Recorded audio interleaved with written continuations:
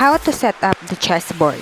At the beginning of the game, the chessboard is laid out so that each player has the white or light color square in the bottom right hand side.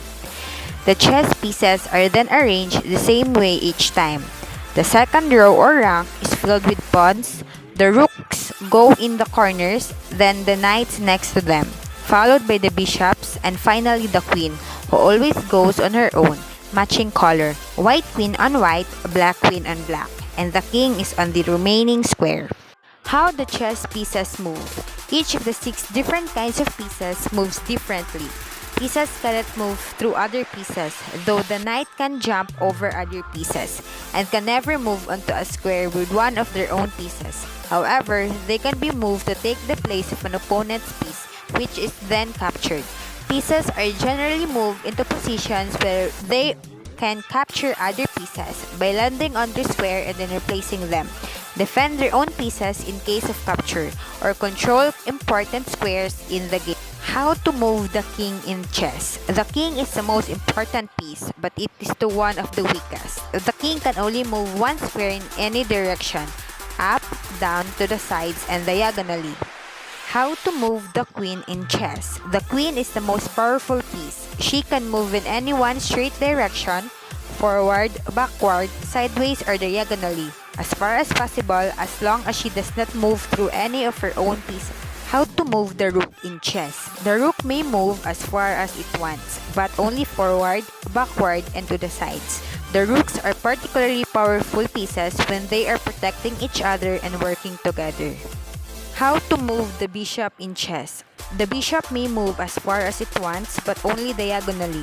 Each bishop starts on one color, light or dark, and must always stay on that color. Bishops work well together because they cover up each other's weaknesses. How to move the knight in chess. Knights move in a different way from other pieces, going 2 squares in one direction, and then one more move at a 90-degree angle, just like the shape of an L. Knights are also the only pieces that can move over other pieces. How to move the pawn in chess. Pawns are unusual because they move and capture in different ways. They move forward but capture diagonally. Pawns can only move forward 1 square at a time, except for the very first move where they can move forward 2 squares. Discover the special rules of chess. There are a few special rules in chess that may not seem logical at first. They were created to make the game more fun and interesting. How to promote a pawn in chess. Pawns have another special ability, and that is that if a pawn reaches the other side of the board, it can become any other chess piece, called promotion, excluding a king. A pawn may be promoted to a knight, bishop, rook, or queen. A common misconception is that pawn may only be exchanged for a piece that has been captured. That is not true. A pawn is usually promoted to a queen. Only pawns may be promoted. How to do en passant in chess. The last rule about pawns is called en passant, which is French for in passing. If a pawn moves out 2 squares on its first move, and by doing so will land to the side of the opponent's pawn, effectively jumping past the other pawn's ability to capture it, that other pawn has the option of capturing the first pawn as it passes by. These special moves must be done immediately after the first pawn has moved past. Otherwise, the option to capture it is no longer available.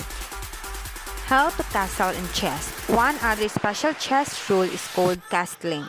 This move allows you to do 2 important things all in one move. Get your king to safety and get your rook out of the corner and into the game. On a player's turn, he may move his king 2 squares over to one side and then move the rook from that side's corner to the right next to the king, the opposite side. Find out who makes the first move in chess. The player with the white pieces always move first. Therefore, players generally decide who will get to be the white by chance or luck, such as flipping a coin or having one player guess the color of the hidden pawn in the other player's hand. White then makes a move, followed by black, then white again, then black, and so on until the end of the game. Being able to move first is a tiny advantage that gives the white players an opportunity to attack right away. Review the rules of how to win a game of chess. There are several ways to end a game of chess: by checkmate, with a draw, by resignation, by forfeit on time. How to checkmate in chess. The purpose of the game is to checkmate the opponent's king. This happens when the king is put into check and cannot get out of check. How to draw a chess game. Occasionally, chess games do not end with a winner, but with a draw. There are 5 reasons why chess games may end in a draw.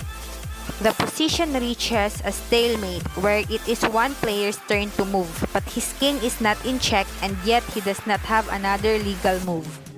The players may simply agree to a draw and stop playing. There are not enough pieces on the board to force a checkmate. Example, a king and a bishop versus a king. A player declares a draw if the same exact position is repeated 3 times, though not necessarily 3 times in a row. 50 consecutive moves have been played where neither player has moved upon or captured a piece. Study basic chess strategies. There are 4 simple things that every chess player should know. Protect your king. Get your king to the corner of the board where he is usually safer. Don't put off castling. You should usually castle as quickly as possible. Remember, it doesn't matter how close you are to checkmating your opponent if your own king is checkmated first. Don't give pieces away. Don't carelessly lose your pieces. Each piece is valuable, and you can't win a game without pieces to checkmate. There is an easy system that most players use to keep track of the relative value of each chess piece. A pawn is worth 1, a knight is worth 3, a bishop is worth 3, a rook is worth 5, a queen is worth 9. The king is infinitely valuable. Control the center of the chessboard. You should try and control the center of the board with your pieces and pawns. If you control the center, you will have more room to move your pieces and will make it harder for your opponent to find good squares for his pieces. Use all of your chess pieces. Your pieces don't do any good when they are sitting back on the first row. Try and develop all of your pieces so that you have more to use when you attack the king. Using 1 or 2 pieces to attack will not work against any decent opponent.